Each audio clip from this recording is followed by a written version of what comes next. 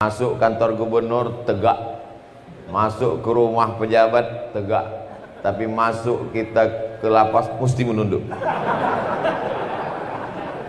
Kesan saya, Pak Kalapas mendengar ceramah saya dan ingat dia isi ceramah. Banyak juga orang mendengar ceramah ini tapi tak ingat. Begitu ditanya, apa yang kau ingat dari ceramah Ustaz Somad tadi? Habis paket ke 2 giga kan? Alhamdulillah ala ni'matillah. Sahabat beriman yang dimuliakan Allah Subhanahu wa taala, alhamdulillah kita bisa bertemu lagi pada channel ini. Pada kesempatan kali ini, mari kita sama-sama luangkan waktu kita sejenak untuk mendengarkan kajian tausiah yang sangat luar biasa yang akan disampaikan oleh guru-guru kita. Penasaran seperti apa isi kajian tausiah beliau? Mari kita dengarkan. Selamat mendengarkan. Bersama rombongan ini juga ada orang-orang yang luar biasa. Ada dari Yogyakarta, penulis, penceramah. Tapi beliau ceramah khusus untuk anak-anak muda saja. Anak-anak muda, anak-anak gadis, itu beliau. Kalau nenek-nenek, saya. Namanya Ustadz Salim Afillah. Mohon Ustadz Salim buka maskernya Ustadz, banyak kalau warga binaan mau melihat. Kalau yang satu ini diberikan Allah kelebihan dengan ilmu agamanya, menulisnya. Ada juga bersama kita ini, wajahnya tak bisa dilihat. Saya cuma mau menebak, mengetes kira-kira ada yang kenal atau tidak. Bunyi lagunya begini. Ku tak bahagia. Berdiri dulu Bang Rizal. Masya Allah, bisa dia menebak, luar biasa. Bersama kita di sini dalam majelis ilmu, mudah-mudahan turun rahmat dan ridha Allah Subhanahu wa taala. Kami ini di lapas ini banyak silap, banyak salah, banyak dosa Ustaz Somad. Siapa yang tak silap, yang tak salah, yang tak berdosa? Tunjukkan sama saya siapa yang tak ada silap, tak ada salah, tak ada dosa. Sedangkan Nabi Adam pun salah. La taqraba hadhihi syajarah, jangan kau dekati pohon kuldi. Fa'azallahuma syaitan, digoda setan, lalu kemudian dia silap, tersalah, termakan buah kuldi, lalu kemudian dia berdoa. Itulah doa yang paling tua. Rabbana zolamna ampusana wa illam taufir lana wa tarhamna lanakunanna minal khasirin. Enaknya sejak ada Covid nih, kalau Ustadz bertanya tak bisa dibedakan siapa yang hafal dengan tak hafal, karena mulut tertutup masker. Tak masalah, karena doa ini semuanya insya Allah hafal. Rabbana zalamna ampusana wa illam taufir lana wa tarhamna lanakunanna minal khasirin. Maka setiap berdoa, baca doa itu, karena itulah doa yang paling tua yang dibacakan oleh nenek moyang kita, induk segala manusia, Adam alaihis salam. Saya yakin semua di sini keturunan Nabi Adam kan? Ya. Kalau ada yang mengaku tak keturunan Nabi Adam, mohon maaf, berarti keturunan monyet. Yang punya teori itu namanya Charles Darwin. Kata dia tak ada Nabi Adam itu. Manusia ini muncul dengan sendirinya. Awalnya dunia ini isinya laut, air semuanya, disinari matahari jutaan tahun, lalu kemudian muncullah daratan. Satu di antara daratan itu namanya Pulau Sumatera. Pulau kita ini manusia yang diciptakan Allah di atas muka bumi ini sebagai pemimpin. Kalau ada orang tak pernah salah, baik terus, malaikat. Salah terus, setan. Kita ini bukan setan, dan kita pula bukan malaikat. Maka kadang-kadang betul, kadang-kadang salah. Itu Pak Ustadz kawan saya, tak pernah salah. Bukan tak pernah salah, tak ketahuan. Itu saja membedakannya kan. Ustadz Abdul Somad disambut, dicium tangannya, berdiri, pakai karpet merah. Lebih tinggi saya dari Pak Kalapas lagi. Pak Kalapas di bawah tadi, saya naik ke atas. Padahal kalau mau beliau bisa di sini. Beliau kepala kita, pimpinan kita, tapi beliau menghormati. Oh kalau begitu Ustaz tak menghormati? Saya hormati tadi. Maka sebelum maju saya gini kan semua. Kenapa Ustaz tak di bawah? Kalau saya di bawah, yang belakang tak nampak. Nah, ini perlu saya jelaskan supaya jangan ada dusta di antara kita. Nah, nanti kalau ada orang bertanya, kenapa Ustaz Somad itu tadi di atas? Tak menghormati, ada alim ulama di belakang, ada Ustaz Salim, ada Pak Kalapas. Udah dijelaskannya itu kemarin waktu dia ceramah. Apa penjelasannya? Aku pun tak ingat apa kata dia. Kami ini Pak Ustaz Somad berada di sini ini tak pernah dikunjungi keluarga Ustaz. Sudah 2 tahun tak datang kawan-kawan kami menjenguk. Kasih ibu sepanjang jalan, kasih ayah di simpang jalan, kasih saudara ada berada. Ada kita, ada dia, sedap berkawan. Betul? Maka jangan terlalu berharap kepada manusia, karena manusia adalah sumber kekecewaan. Semakin tinggi pengharapan kita kepada manusia, maka semakin kecewalah kita. Seperti kecewanya seorang laki-laki yang ingin menikahi perempuan, diidam-idamkan pagi, petang, siang dan malam, ternyata dia menikah dengan orang lain. Apa kata dia menengok waktu orang itu bersanding? Meskinya aku yang di sana. Lagu siapa itu? Rizal Seventeen kan? Berharap kepada manusia kecewa, berharap kepada harta sirna, berharap kepada kuasa datang KPK. Maka satu-satunya harapan adalah la ilaha illallah Muhammadur Rasulullah. Allah sayang sama kita. Ada orang yang buat silap, buat salah, buat dosa, tak ketahuan, tak ketangkap, bukan berarti itu keistimewaan. Lalu dia terjerumus dalam kesalahan, dosa sampai akhirnya mati dalam keadaan su'ul khatimah. Tapi di sini kita sempat merenung, kita sempat berpikir. Kalau di luar kita tak sempat berpikir, Pak. Jam 2 malam waktu yang tenang untuk berzikir. Jam 2 malam pun tak tenang. Di luar jam 2 malam udah mau sholat tahajud. Usolli sunnatat tahajud rakaatain. Gol! Orang menonton Real Madrid, Barcelona, Manchester United. Tapi Allah sayang. Asa antakrahu syai'an. Boleh jadi kau benci sesuatu. Kau benci, kau tak suka, kau marah, kau emosi. Wa yaj'alallahu fihi khairan katsira. Ada kebaikan-kebaikan. Kita mesti merenung sejenak, berpikir Allah sayang sama aku, dikasihnya aku titik balik. Kita ini kalau berputar terus mengejar dunia, sibuk, mabuk, zina, perbuatan maksiat, narkoba, tak sadar mau kemana kita melangkah.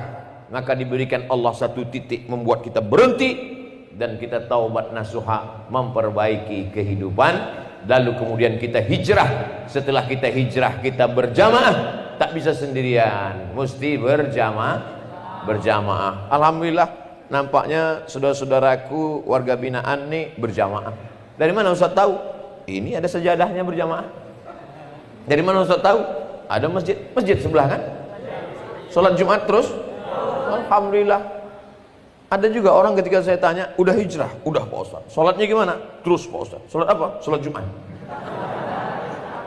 Sholat subuh. Sholat subuh kalau bisa jangan cuma subuh aja, qabliyah subuh, rakaat al-fajri 2 rakaat qabliyah subuh, khairum minad dunya wa ma fiha, lebih baik daripada dunia dan seisinya. Pak Ustadz, aku terbangunnya jam 5.30. Sudah lama orang sholat subuh baru terbangun. Apakah qabliyah dulu? Qabliyah dulu, jangan langsung sholat subuh. Usolli sunnatas subhi rak'ataini qabliyatan lillahi ta'ala. Saya tak bisa bahasa Arab Pak Ustadz. Aku sholat qabliyah subuh 2 rakaat karena Allah Ta'ala. Bahasa Indonesia aku pun tak lancar Pak Ustadz. Aku saiki sholat 2 rakaat, 1 loro rakaat karena Allah Ta'ala. Berserah kepada Allah. Allahu Akbar. Allahu Akbar kabira, alhamdulillahi katsira, subhanallah. Iftitah aku belum hafal lagi Pak Ustadz. Fatihah aja. Al-Fatihah. Bukan itu. Bismillahirrahmanirrahim. Alhamdulillahirabbil alamin arrahmanir rahim maliki yaumiddin iyyaka na'budu wa iyyaka nasta'in ihdinas siratal mustaqim siratal ladzina an'amta 'alaihim ghairil maghdubi alaihim waladdallin. Amin. Habis itu bacalah ayat. Ayat apa Pak Ustaz? Tak usah tanya lagi, yang biasa-biasa itu aja lah. Yang mengingatkan pada saya, Qul huwallahu ahad, Allahus somad. Lam yalid walam yulad walam yakul lahu kufuwan ahad. Allahu akbar. Selama ini tak khusyuk rukuknya. Rukuk macam pokok buluh di tepi sungai ditiup angin. Allahu akbar. Allahu akbar. Sebenarnya Allah ingin rukuk kau lebih lama. Allah buat kau sedemikian rupa supaya sujudmu lebih lama, supaya engkau khusyuk, supaya engkau meneteskan air mata. Subhana rabbiyal a'la wa bihamdi.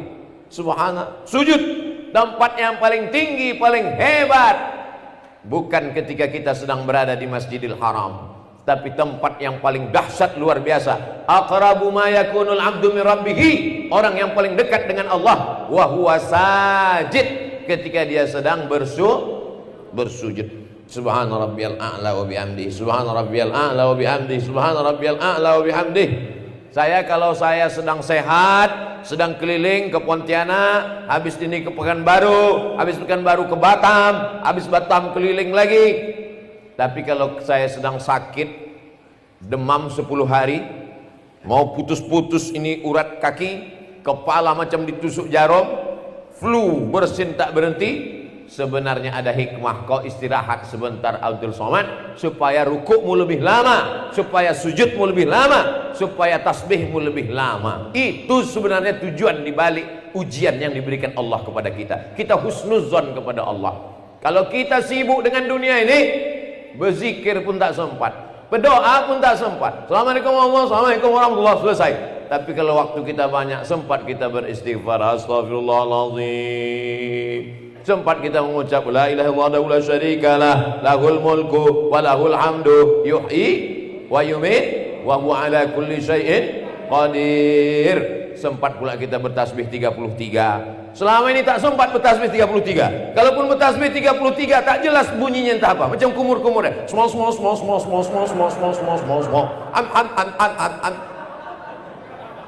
Subhanallah, subhanallah, subhanallah, subhanallah, subhanallah, subhanallah, subhanallah. 7. Subhanallah, subhanallah, subhanallah. 14. 7, 14, 21, 28, 29, 30, 31, 32, 33. Pas. Bagi yang tak punya tasbih. Sekarang di luar sana banyak orang punya tasbih, tapi disangkutkan di mobil. Judul filmnya ketika mobil bertasbih. Mobilnya masuk surga, yang nyupir masuk neraka. Tangan asik megang handphone. Allah ingin tasbihmu lebih lama. Selesai tasbih tahmid, selesai tahmid takbir, selesai itu jangan dulu berhenti. Afdhalu dzikri fa'lam annahu la ilaha illallah. Subhanallah, sangat luar biasa kajian tausiah yang sudah disampaikan oleh guru kita. Sahabat beriman yang dimuliakan Allah Subhanahu wa taala, jangan beranjak dulu karena kajian beliau belum selesai. Masih banyak hal-hal menarik yang akan disampaikan oleh beliau. Selamat mendengarkan. Jaksa itu kerjanya menuntut perampok. Jaksa itu tangkap koruptor, tapi tidak pilih-pilih. Bukan di sini, di sini. Masya Allah. Pak Kajati, saya kasih tahu Bapak ini ya. Ini tahun ini, inilah Isra Mi'raj pertama untuk saya. Kejaksaan Tinggi Kalimantan Timur. Masya Allah. Dan Pak Kajati sudah 3 kali undang saya ceramah. Waktu di Makassar diundang, menikah anaknya diundang lagi, hari ini diundang lagi. Mudah-mudahan yang pangkat-pangkat kombes kalau polisi, yang 3 bunga-bunga, segera juga menjadi jaksa tinggi. Amin. Kita doakan para jaksa yang hadir di tempat ini, insya Allah jaksanya akan memudahkan masuk ke dalam surga. Wa qala idzan bismillahirrahmanirrahim. Innallaha wa malaikatahu yusalluna 'alan nabi. Ya ayyuhalladzina amanu sallu 'alaihi wa sallimu taslima. Sesungguhnya Allah dan para malaikatnya bersalawat kepada Rasulullah Muhammad sallallahu alaihi wasallam, maka wahai orang-orang yang beriman, bersalawatlah kalian kepada Rasulullah dengan sebaik-baik salawat. Itu tadi tuh di Sungai Mahakam saya lewat, banyaknya itu pengangkut batu bara. La haula baik. Kaya memang ini Kaltim.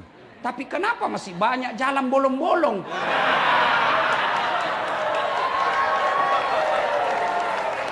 Nih, mudah-mudahan para jaksa cari itu kontraktor yang nakal.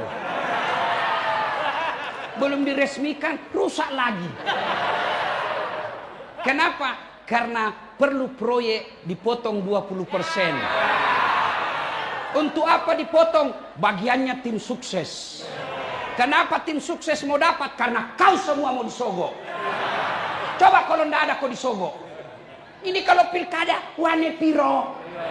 Dari mana dapat itu pengusaha uang? Dari situ yang proyek dipotong-potong. Kenapa dipotong? Karena kau semua mau disogok. Jangan kau salahkan kalau pejabat koruptor, karena kau juga materialistik. Apa? Masih mau kau? Apa minta tadi ku bilang? Wah, mau saya ajak salawat. Bisa? Bisa? Bertanding kita dulu ya. Mana lebih kencang suaranya mama-mama dengan bapak-bapak? Bisa? Nah, bapak-bapak diam dulu, mama-mama dulu. Ras terkuat di bumi. Sen kanan tidak belok-belok.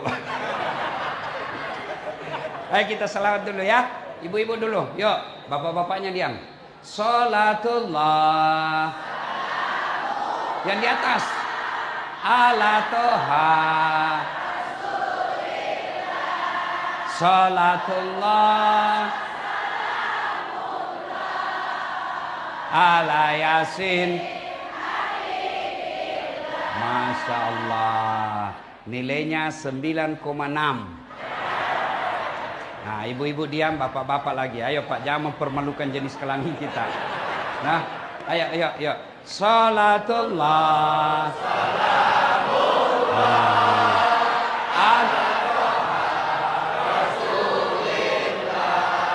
Salatullah.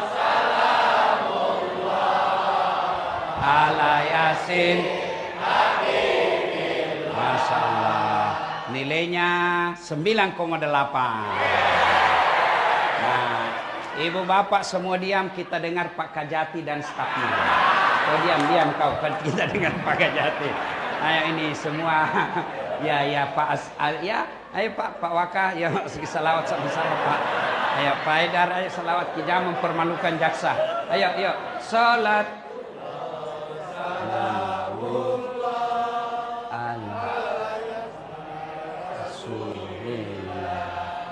Salatullah ala Yasin. Ya, nilainya 9,9. Kejaksaan Tinggi Kalimantan Timur beserta keluarga besar kejaksaan dan istri yang hadir di tempat ini, yang insya Allah dimuliakan dan dirahmati Allah Subhanahu wa Ta'ala. Ibu bapak, hari ini kita peringati Isra Mi'raj. Isra Mi'raj ini ada dua kata.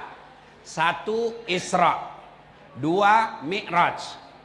Isra, perjalanan Nabi dari Masjidil Haram ke Masjidil Aqsa di Palestina, itu namanya Isra.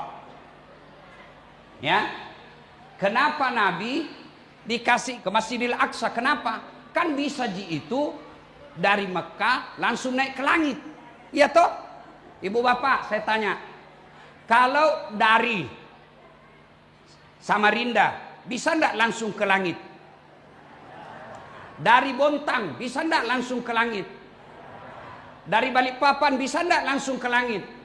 Bisa. Kenapa Nabi Nah bisa aja dari Mekah langsung naik ke langit. Kenapa mesti ke Masjidil Aqsa dulu? Nah dijawab Allah dalam Al-Quran. Linuriyahu min ayatina. Saya ingin kasih lihat kau tanda-tanda kehidupan yang banyak berlaku sampai sekarang. Jadi dari Mekah ke Masjidil Aqsa itu Nabi diperlihatkan karakter-karakter manusia. Tidak semua, kan banyak karakter manusia, tapi tidak semua dikasih contoh dalam perjalanan itu. Hanya kecil saja, keping-keping kehidupan yang Allah jadikan pelajaran dalam Isra Mi'raj itu. Kenapa? Karena penting itu masalah yang dikasih contoh. Tapi ibu baru tahu dulu, Nabi Isra Mi'raj itu disebut tahun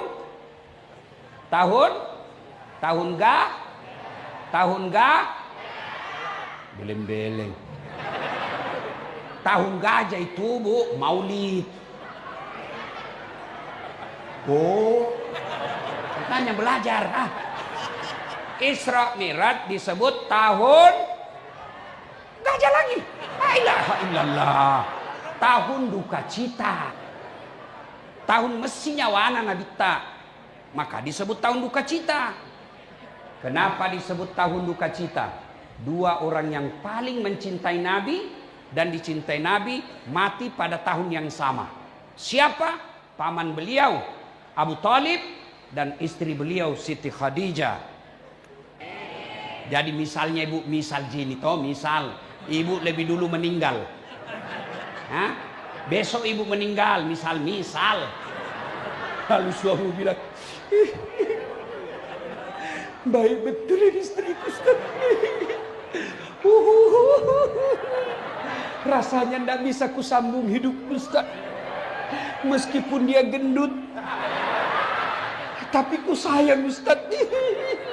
Nah, itu ciri-ciri penghuni sorga. Tapi kalau sebaliknya, begitu ibu meninggal, suamimu masuk kamar berteriak, "Merdeka!"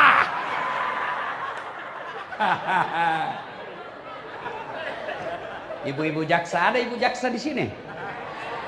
Apa namanya itu? Ibu Darmaka. Ada begitu? Ada istri jaksa di sini? Ibu mau enggak gampang masuk surga? Mikir itu, mikir nih. Mau enggak ibu? Taati suamimu.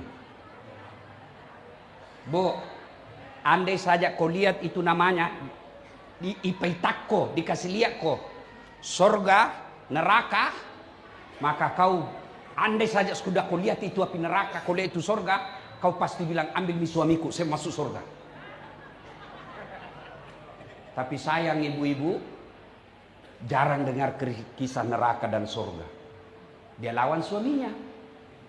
Apa? Datang suaminya kodong pengadilan, nak kompori. Bodoh memang tongko kau. Masa itu temanmu baru 2 tahun jaksa? Deh, gelangnya kayak pelek sepeda. Itu kau, lamamu mau jadi jaksa penuntut umum. Masa itu pengusaha batu bara, pakai kau situ-situ. Masa tidak bisa kau dapat kangak gelang dari kasusmu? Nah, ini nanti suaminya kalau masuk neraka, istrinya dulu di blender.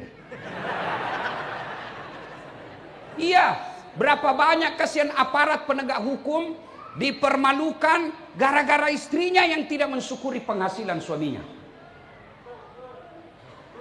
Tenang kok Pak, saya bela kok. Bu, dengar ini baik-baik Bu. Ya kok pura-pura tidak dengar. Dengar ibu. Itu suami Bu, andai saja boleh dia kasih ku itu jantungnya, dia kasih ku. Cuma kan rezeki itu bukan suami yang tentukan. Dia bersaudara, seibu sebapak, tapi kan rezeki itu Allah yang ngatur. Kalau itu manusia yang ngatur, mestinya itu yang bersaudara sama rezekinya. Mestinya itu semua yang jaksa sama pangkat golongannya, sama jenis mobilnya. Tapi kan Allah yang ngatur itu rezeki suamimu. Sehingga apa? Ada kerjaan sudah 30 tahun jadi jaksa masih ngontrak-ngontrak. Ada kasihan yang baru 10 tahun sudah ada rezekinya mobil. Itu Allah yang ngatur. Jadi jangan kau paksa suamimu gigit sikunya. Mau kau kasih iPhone 16 bu? Mau? Mau? Gigi sikumu. Gigi nih? Gigi sikumu. Apa? Itulah pesan orang tua saya dulu. Ajak musuru toa isiku nalakemu. Jangan kau suruh suamimu melebihi kemampuannya. Ibu-ibu Dharma Karini, insya Allah jadi istri jaksa kau tidak akan miskin. Salah kalau ibu mau kaya, suamimu jaksa, salah. Kalau mau kaya, kawin kau sama pengusaha tambang batu bara. Kalau jaksa, insya Allah kau tidak akan miskin. Yang kita takuti itu kan miskin. Kau kira enak jadi orang kaya? Ada kawan saya, Ustadz, saya mau berdoa. Apa doamu? Saya mau minta private jet. Saya bilang, sadar kok? Kalau ndak nak kasih ke Tuhan, ndak nak sayang ke Tuhan, salah kau dek. Justru nak sayang kau Tuhan, tidak nak kasih kau private jet. Kalau kau berdoa, ya Allah berikan saya private jet, langsung Allah kasih kau. Di mana kau parkir? Di mana kau parkir? Di mana kau beli uang aftur? Di mana kau bayar zakat pajakmu? Di mana kau mau bayar pramugari? Di mana kau mau bayar pilot? Nah gajimu pegawai negeri. Itulah makna ayat la yukallifullahu nafsan illa wus'aha. Allah tidak bebankan kecuali kau mampu. Kalau nak kasih ke Tuhan private jet, di mana mau kau parkir? Maka nak kasih ke Tuhan motor mau saja dulu. Kenapa? Enak masuk parkir rumahmu. Maka kalau ibu-ibu mau kaya, salah kalau bersuamikan jaksa. Tapi insya Allah kau tidak akan miskin. Kalau kau paksa suamimu melebihi kemampuannya, maka dia akan terlibat pinjol. Sudah pinjol, maka terlibat judol. Judi online. Anakmu jadi game online. Kamu menjadi belanja online. Menjadilah kau keluarga online. Ibu, dengar kak dulu. Bu, mau baik rezekinya suami sebagai jaksa? Mau? Dengar baik-baik.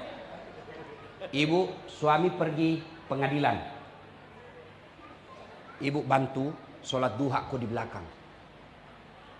Ya Allah, tunjukkanlah suamiku yang hak adalah hak. Dan berikan kemampuan mulutnya untuk membela yang hak itu. Tunjukkan yang batil adalah batil. Dan berikan kesanggupan kepada suamiku untuk memberantas kebatilan itu. Ya Allah, kau larang saya korupsi.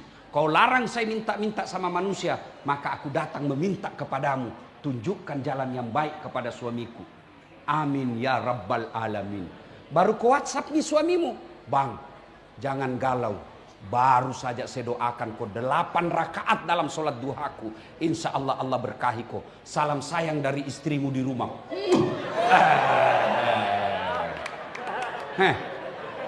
Saya tanya ke sama Pak Jasa. Pernah di WhatsApp istri kita begitu? Balik dari WhatsApp. Jangan lupa singgah beli pisang. Ibu, bisa? Jamak ibu, tidak ada orang di Kaltim ini mati kelaparan. Tidak ada. Jadi jangan cemas soal ini. Cemaskan kalau akidahnya suamimu rusak. Bagaimana caranya? Ingatkan. Telepon sebagai istri soleha. Bang, saya bangga suamiku jaksa mewakili negara memberantas kebatilan. Saya bangga bersuamikan jaksa sarjana hukum karena engkau akan menegakkan keadilan di negeri kita. Bang, sudah waktunya sholat. Tidak ada gunamu jadi jaksa kalau kau tidak sholat. Itu bisa ibu? Bisa? Kenapa nalapasan? Bisa? Insya Allah.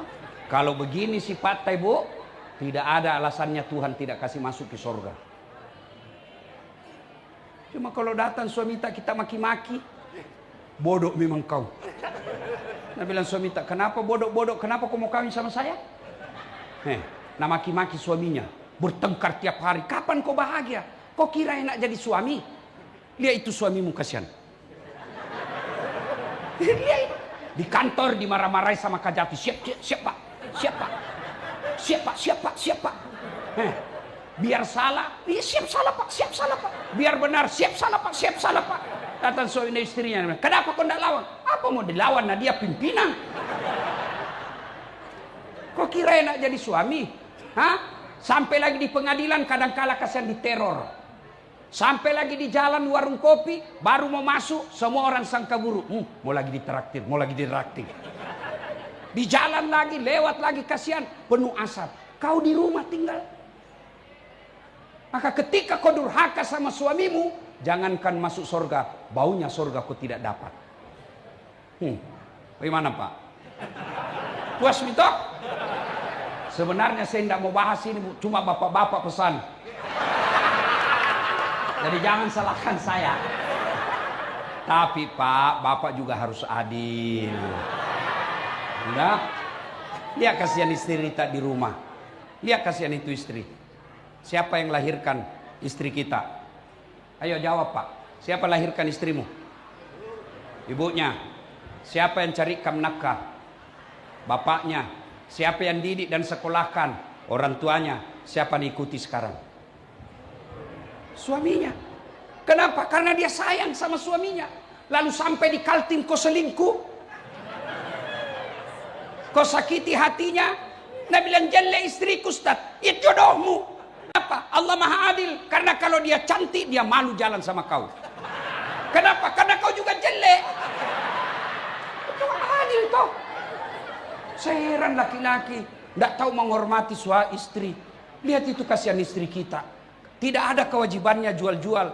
Tidak ada kewajibannya cari nafkah. Tapi dia lakukan itu untuk apa? Meringankan beban pekerjaan suami. Itulah istri. Kalau dia ngomel, pasti dua sebabnya kalau dia ngomel. Satu, penghasilan tidak cukup. Maka dia bawa pelampiasan ke ngomel. Yang kedua, bapak jarang belikan perhiasan. Iya toh Bu? Dengar.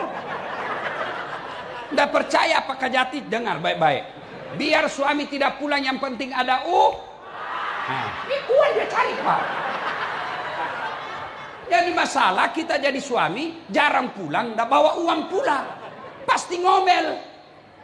Maka yang baik, suami hormati istri, sayangi istri, istri minta ridha sama suaminya. Masya Allah. Kalau begini, biarlah gaji kita 7-10 juta satu bulan, tapi kita bahagia dalam rumah tangga. Daripada bertengkar tiap hari, hamil lagi. Ada juga begitu saya lihat, maksa, hamil misalnya.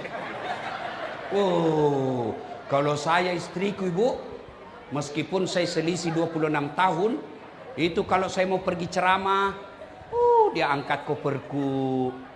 Saya masuk mobil sebelum saya duduk, dia cium tanganku.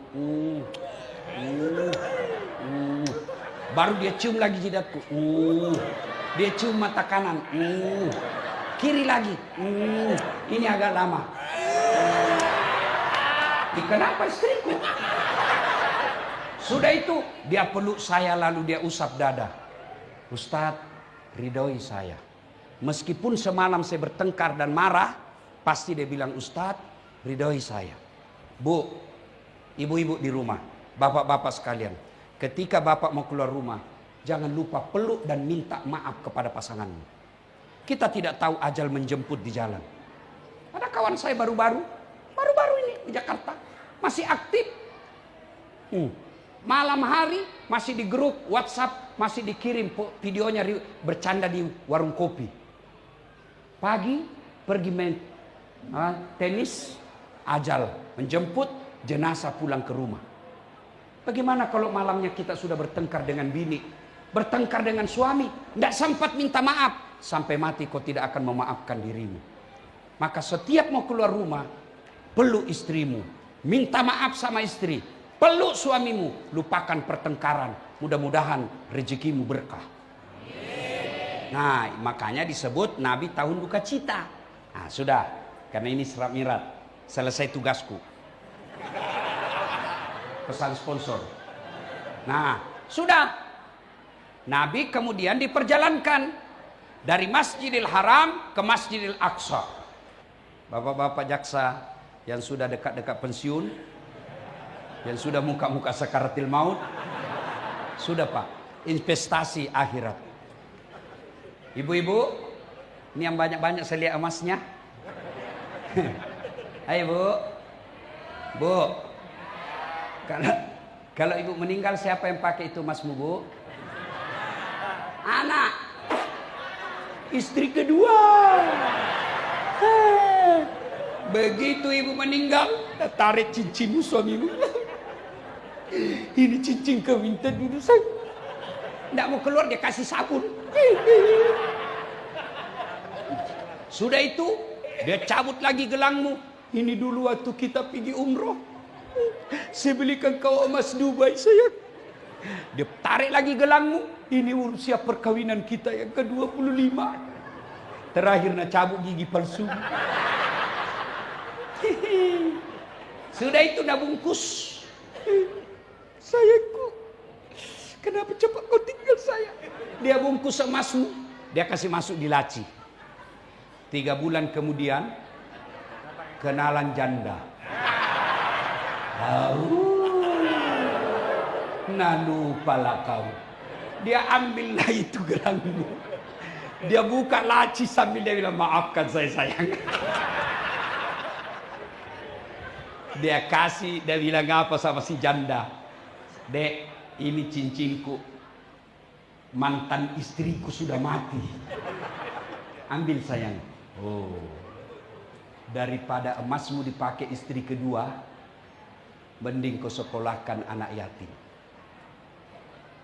Bapak-bapak jaksa, ibu-ibu jaksa yang terhormat, mungkin susah menyekolahkan anak kita jadi penghafal Quran. Putus asa jangan. Wala tayasu min rauhillah kata Allah. Gimana caranya? Cari anak hafal Quran. Bapak subsidi 500.000 per bulan. Itulah hartanya Bapak yang tidak akan hilang. Bapak-bapak jaksa yang saya muliakan, tidak usah jadi cari ustadz Pak. Berat. Saya sekolahkan anak yatim sudah ratusan. Alhamdulillah, demikianlah kajian penuh ilmu, hikmah dan manfaat yang sudah disampaikan oleh guru kita, sahabat beriman yang dimuliakan Allah Subhanahu wa taala. Mari kita doakan beliau mudah-mudahan diberikan kesehatan dan selalu dalam lindungan Allah Subhanahu wa taala. Dan pada para sahabat yang sudah menyimak kajian ini sampai selesai, saya ucapkan terima kasih banyak. Doa untuk sahabat semuanya, semoga diberikan kesehatan dan selalu juga dalam lindungan Allah Subhanahu wa taala dan diberikan rezeki yang barokah. Amin ya rabbal alamin. Sampai berjumpa di kajian-kajian berikutnya. Wabillahi taufiq wal hidayah. Assalamualaikum warahmatullahi wabarakatuh. Setelah kita mendengarkan bersama kajian yang sangat luar biasa yang sudah disampaikan oleh guru kita, mudah-mudahan apa yang beliau sampaikan bisa kita amalkan dalam kehidupan kita sehari-hari. Doa dan harapan saya buat sahabat semuanya, semoga kita selalu diberikan kesehatan, keafiatan, dan dimudahkan segala urusan dan dilancarkan rezeki kita. Amin ya rabbal alamin. Sampai jumpa di kajian-kajian berikutnya. Wassalamualaikum warahmatullahi wabarakatuh.